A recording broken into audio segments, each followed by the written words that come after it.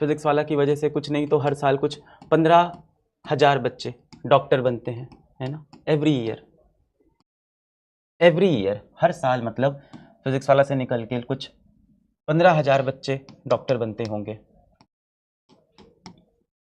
है ना। पीडब्ल्यू से निकल के बहुत गर्व होता है, बहुत प्राउड होता है, उस रिजल्ट को हम सेलिब्रेट करते हैं। नेक्स्ट ईयर आप भी बन के आओगे बेटा, आपको भी सेलिब्रेट करेंगे, आपके साथ भी करेंगे।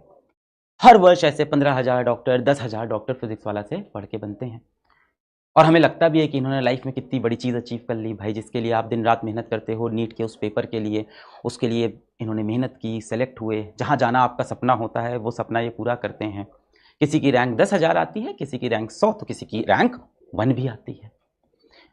पर इन सब के बीच अभी आपने देखा होगा रिसेंटली एक बड़ा ही अजीब सा इंसिडेंट आया कि नीट के ऑल इंडिया रैंक 1, मतलब बहुत ही ये दर्दनाक है, शॉकिंग है, सोचने पे मजबूर करने वाली चीज़।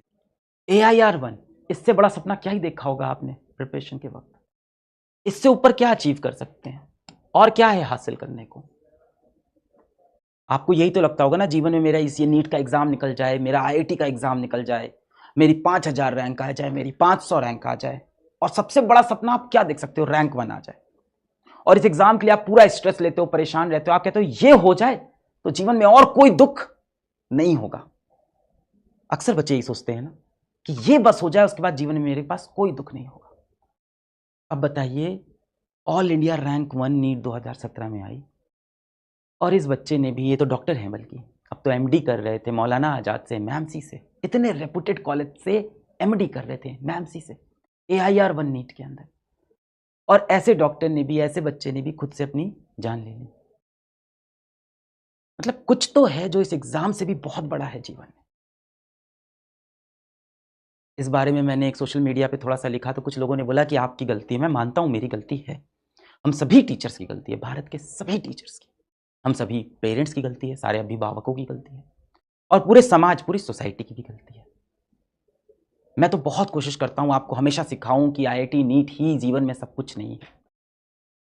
और मुझे लगता है कि हम शिक्षकों ने, हम अभिभावकों ने और समाज ने, यानी टीचर्स, पेरेंट्स और सोसाइटी, हम सब ने आप सबको, बच्चों को ये तो बहुत सिखाया कि कैसे जीवन में सफल होना है, कैसे पढ़ाई करनी है, कैसे एग्जाम में फर्स्ट आना है, कितना इंपॉर्टेंट है टॉप करना, कितना इंपॉर्टेंट है कॉम्पिटिटिव एग्जाम निकालना, कितना इंपॉर्टेंट है जीवन में पैसा कमाना। ये सब आपको बहुत सिखाया। एक जगह जहां हम सब फेल हुए, मैं भी फेल हुआ, कि आपको शायद हम ये नहीं समझा पाए कि कितना जरूरी है जीवन में खुश रहना, कितना जरूरी है कि जो एक जीवन आपको मानव के रूप में मिला है उसको हंसी खुशी व्यतीत करना, कितना जरूरी है कि जब कभी दिल टूट जाए, जब कभी आंखें भर आए, तो खुद को संभालना, वापस आना, किस तरह से सक्सेसफुल होना है, ये हम सब टीचरों, पेरेंट्स ने बच्चों को बहुत सिखाया। पर किस तरह फेलियर को हैंडल करना है हम लोग नहीं सिखा पाए। I also ask for forgiveness from God above, भगवान से ही माफी मांगता हूं। मैं, आप देख रहे हो, हमेशा से ये कोशिश करता हूं और बहुत बताता हूं कि जीवन में कभी हार नहीं माननी है। आप जीवन में बहुत बार हारोगे, बहुत बार हारोगे, पर फेलियर नहीं होंगे। मैंने बहुत बताई सब बातें, आगे और बताऊंगा, और ज्यादा इस पर काम करूंगा। मतलब इंसान को लगता है ना कि ये होने के बाद क्या रह गया था लाइफ में। शायद हम लोग बच्चों को ये बहुत सिखाते हैं कि जीवन में सफल होना बहुत जरूरी है, ये नहीं सिखाते कि हारने के बाद कैसे वापस आना है। किसी व्यक्ति से बहुत प्रेम है, बहुत लगाव है, वो अगर छोड़ के चला जाए, दिल के टुकड़े हो जाए, तो भी खुद को कैसे संभालना है। किस दिन हो सकता है माँ बाप बहुत ज्यादा डांट दें, कुछ बहुत कड़े शब्द कह दें, तो कैसे उनकी बात को दिल पे नहीं लगाना है, चीजों को कैसे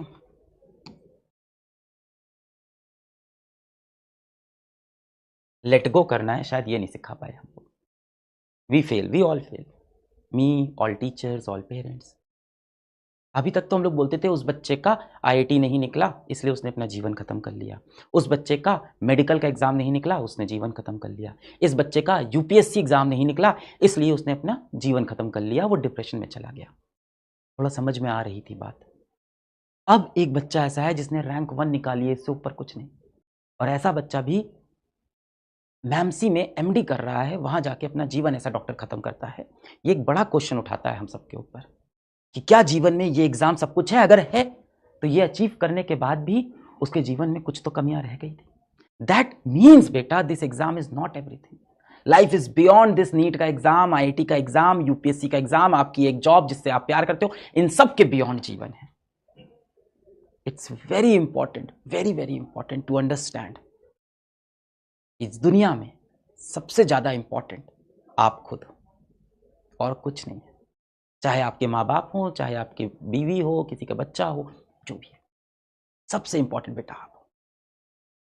अब हमें ये बहुत सीखना है कि जीवन में जब बुरे पल आए, जब दर्द का पल आए, जब दिल टूट जाए, मैं एकदम समझता हूँ आपकी फीलिंग, जब कभी कभी लगता है ना कि दिल टूट गया, आंख से आंसू गिरे जा रहे हैं और मन भी करता है रोने का।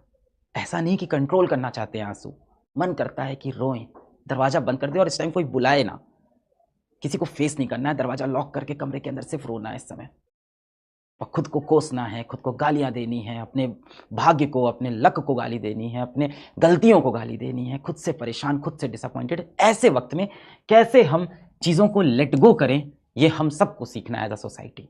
मैं पूरी कोशिश करूंगा कि इस तरह के और वीडियोस करूं। मैंने पिछले 3 साल में ऐसे बहुत वीडियोस किए जहां मैंने हर बार यही बताया कि जीवन में आपकी खुशी सबसे ज़्यादा इंपॉर्टेंट है, जीवन में आगे बढ़ना बहुत इंपॉर्टेंट है। कोई एक एग्जाम आपकी कहानी नहीं लिखता, और अब तो बताइए एग्जाम के बाद भी ये हाल है। As a society we need to learn the art of letting go. तो ठीक है, आप आज इस बैच में हो, बहुत इंपॉर्टेंट है नीट का एग्जाम, सब कुछ है आज आपके जीवन में। निकल गया तो बहुत अच्छी बात, नहीं निकला तो और अच्छी बात, एक और मौका मिलेगा जीवन में खुद को प्रूफ करने का। मेरा नहीं निकला ना, प्रूफ किया ना खुद को, समय लगा थोड़ा सा। क्या मैं डिप्रेस नहीं था? क्या मैं रोया नहीं? रोया। क्या मैं परेशान नहीं था? क्या मेरे बाप ने मुझे गंदे गंदे शब्द नहीं बोले? बोले, बहुत जलील किया। आज पिताजी को प्राउड है। नहीं लेना बेटा, दिल पे नहीं।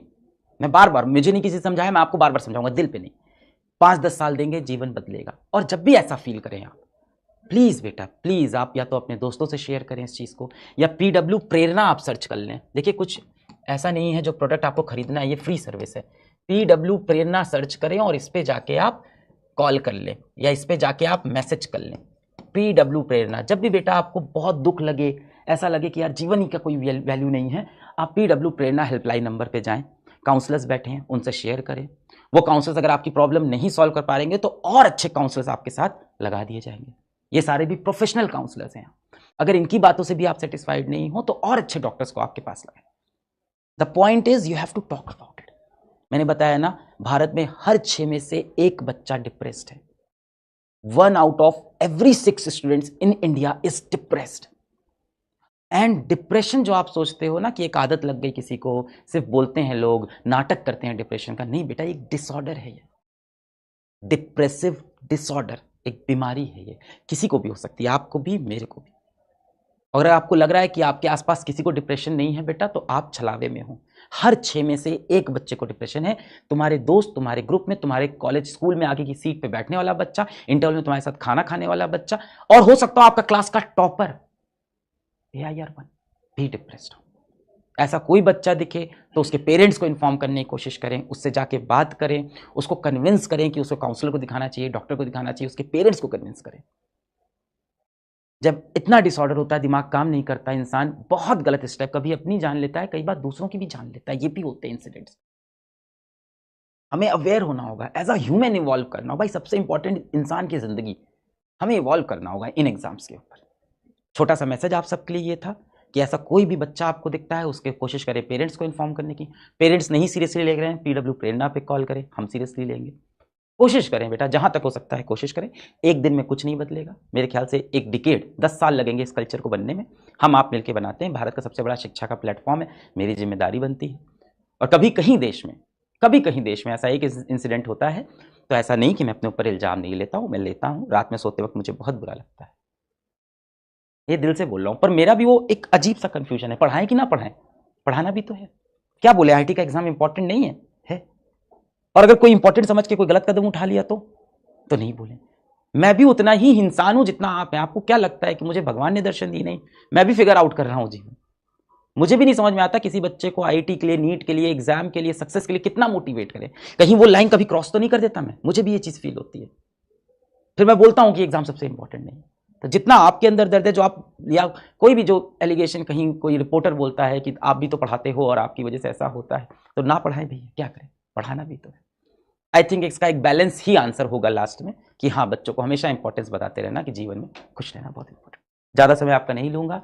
पढ़ाई करते रहें और खुश रहें, जीवन में मेहनत करते रहें और कोशिश करें खुश रहने की। दुनिया कठोर है, आपको अपनी खुशी का रास्ता खुद निकालना है। धीमे धीमे मैच्योरिटी के साथ आप भी फिगर आउट कर लोगे। नहीं हो पा रहा है तो डॉक्टर के पास जरूर जाएं बेटा, अंदर ना दबाएं बात को। कोई पागल नहीं हो आप, डिसऑर्डर है, पागल नहीं हुआ है ना। लोग बोलेंगे मैं पागल हो गया, नहीं बेटा डिसऑर्डर है। वहां से वापस आएंगे, मचाएंगे जी। All the best.